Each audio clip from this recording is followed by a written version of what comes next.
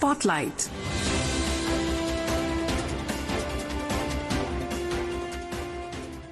This is Akashvani. In the program Spotlight, now we bring you a discussion on UPI revolution.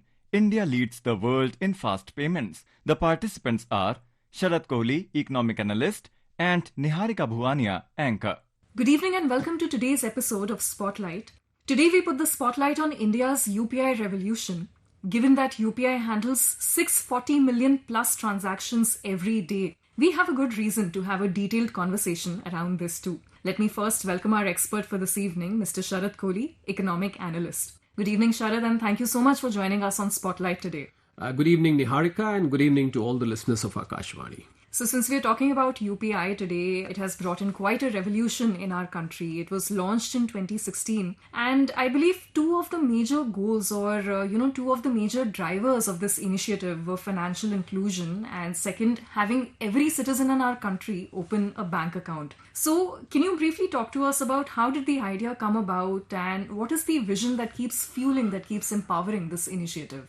I think what started with the two objectives that you mentioned, financial inclusion and of course, connecting people to the banking system and, making an average Indian who lives in the remote corner of the country to be more financially literate and be connected to the mainstream of the entire financial ecosystem, shall I say. It evolved from there. And then as it progressed over the last 9 or 10 years, we found that UPI has become a revolution.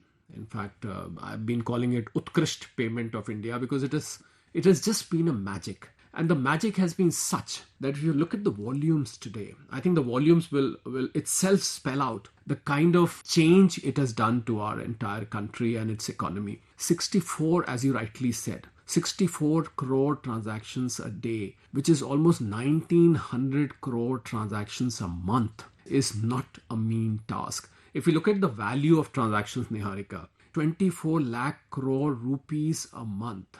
And it is very soon because the kind of growth, we've seen 32% growth over the previous period. I am anticipating it'll easily cross 25 lakh crores a month very soon. And I'll give you an interesting aspect of this number. 25 lakh crore, if we put it on a year, is 300 lakh crore rupees. And our economy is about 4 trillion plus now. Incidentally, when we convert $4 trillion to rupees, it comes to about 350 lakh crore rupees and a little less here and there. I mean, the dollar value keeps fluctuating with regard to the rupee. So just to put it in perspective and make an interesting comparison of numbers, our UPI annual transaction value very soon will cross our GDP value in terms of the total numbers, although the two numbers may not have any direct correlation. But we should not forget that every 1% rise in UPI transactions brings about 0.03% impact on the GDP. So if we say that the UPI transactions have risen by 32%, obviously you can imagine the kind of contribution it's making to GDP. So I think for me, UPI is magic.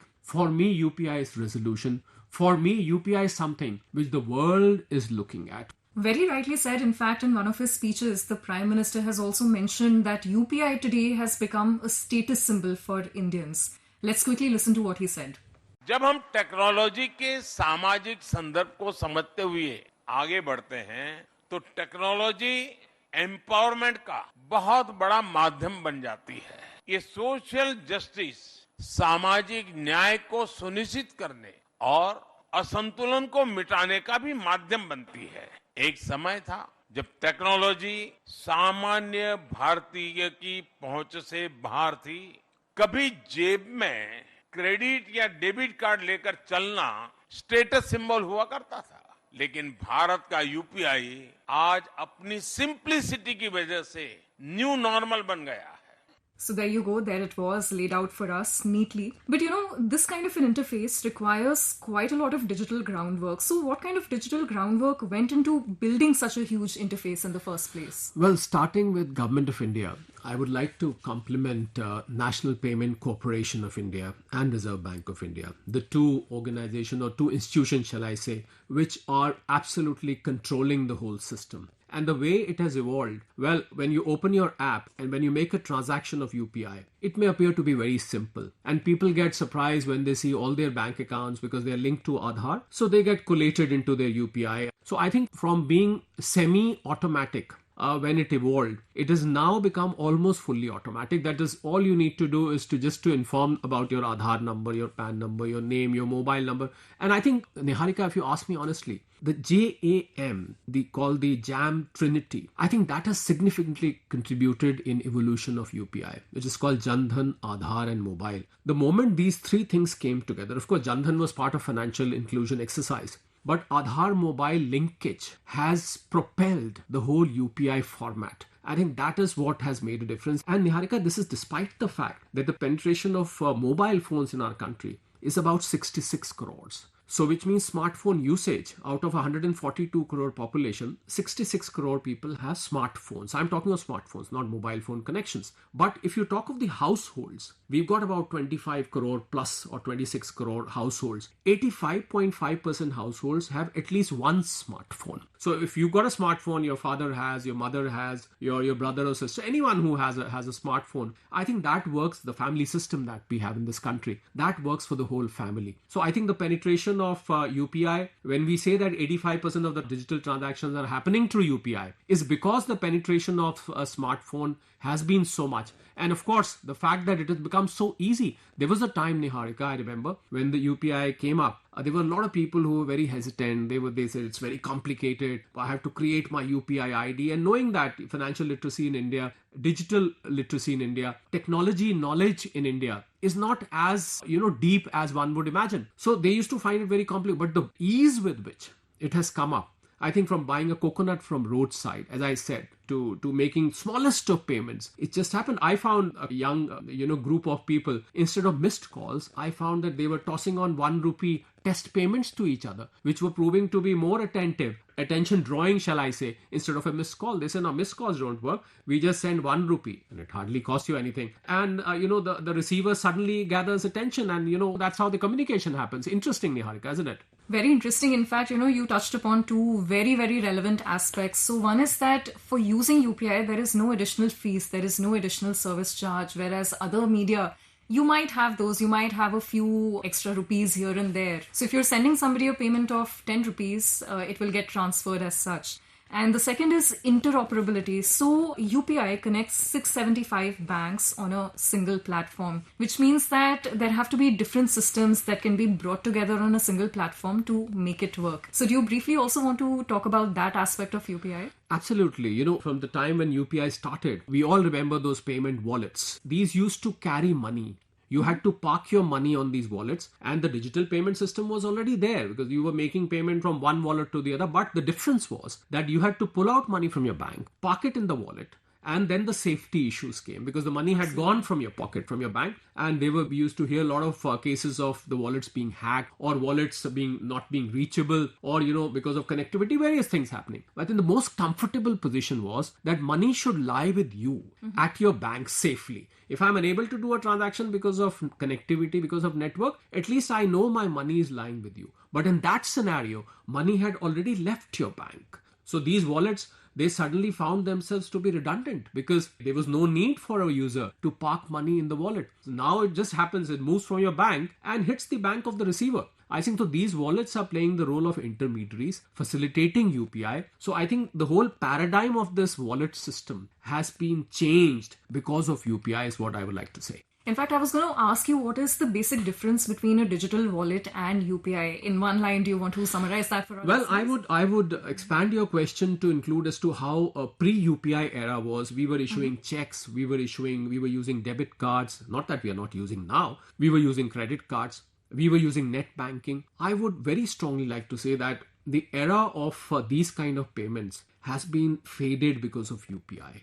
I mean, UPI has sort of overshadowed these payments. These payments are still happening, but the quantum of use of these mediums is gradually coming down. I think UPI is overtaking them. And digital payment, as I said, download a wallet on your phone, you offload money from your bank, park it on the wallet, and then the other person also needed to have that wallet, because if the other person didn't have that wallet, you couldn't send the payment. But here you are in a system, all you need is a bank account. And with Jan Dhan, the penetration of Jan Dhan over the last few years, I remember when Jan Dhan was started as a financial inclusion exercise by the Prime Minister, there were a lot of comments from people. People don't have money, so what are they going to do with the Jan Dhan account? How will a no balance help because people don't have money to keep them? India is a poor country. All sorts of comments came. But then finally, today, I think people cannot ignore the importance of Jan Dhan because, as I said, the JAM Trinity has been one of the key drivers of UPI, Jan Dhan, Aadhaar and mobile, and the linkage of Aadhaar to mobile. I think that has also done wonders. Well, people say, what's the point of linking? I remember when mobile was being linked with Aadhaar, a lot of people used to say, what is the point of linking Aadhaar with mobile? Tomorrow I change my mobile number. Tomorrow I might change my address and so and so. But today this whole system has sort of got a common umbrella. And that umbrella, within that umbrella, UPI is thriving is what I would like to say. In fact, there have been so many questions about privacy. Now, UPI is an interface which depends heavily on data, personal or banking. So has there ever been a question of safety of using this method of payment, and how do we keep all of that data safe? Well, Niharika, in technology, they say that the moment you invent technology, invent a technique, there's always somebody making an attempt to break it. That is, go one step forward. But UPI, managed by NPCI and RBI, has been very, very comprehensive in this. The firewalls and the protection about the privacy of the data has been very securely inducted in there. But when you hear cases that probably my money moved out from a bank or probably that money moved without my consent, I think that is more due to the negligence of the user itself. So I think through this program today, I would like to convey to the users that when you are using UPI, please make sure that you are using it very carefully. You should not be very casual. Of course, because of repeated usage, people are very quick. It takes just 2 to 3 seconds to make the payment. But sometimes, because to save time and to show that, look how skilled I am to make this payment, how quickly, sometimes you can tend to make mistakes. Or while doing your KYC of UPI, suppose there's a mistake in punching in the Aadhaar, there could be a mistake in punching in the PAN number for some place, there could be a mistake in punching your bank account number, and so on and so forth. So I think the safety issue comes when the users become a little careless. So my advice is that while using UPI, it is so good, it is so easy, it is so quick, but it also has to be very, very carefully handled. And of course, safety starts with us first. Absolutely. So before we close the conversation, UPI is making its presence felt across borders. It's already live in 7 countries, including UAE, Singapore, Bhutan, Nepal, Sri Lanka. Yeah. And I think most recently, France, that is UPI's first foray into the continent of Europe. Yeah. So I would like to know a little about that, as also what is the future vision that we see for UPI? Well, if you ask me personally, I would like to see UPI becoming a global payment platform. Why just France? Why just Sri Lanka? Why just Bhutan, Nepal, and so and so? Why just UAE? Because this is a technology. I feel that if there is something good which has happened, if a good invention has happened across the world, then everybody would like to adopt it. So it's just a matter of time. And wherever Prime Minister travels, by the way, on one of the things that he discusses about India, we talk about, there's a lot of things, you can just go on and on about India. But now one of the things to speak about India is UPI, which is why I call it as Utkrisht payment interface, because I think this is India's gift to the world. So if you ask me where's the future of UPI, I see UPI penetrating to most parts of the world. And if the developed world is adopting it, well, nobody can question its efficiency. Nobody can question its safety. Nobody can question its greatness as far as the system is concerned. Very well. I do feel that we will need a second part to this conversation because we just started. We haven't yet discussed the advantages, as also so many more things, but I believe we will have to wind up right now. So thank you so much, Sharad, for joining us on Spotlight this evening. It's been an absolute pleasure to be in conversation. My pleasure too. Thank you. You were listening to a discussion on UPI revolution. India leads the world in fast payments. The participants were Sharad Kohli, economic analyst, and Niharika Bhuwania, anchor.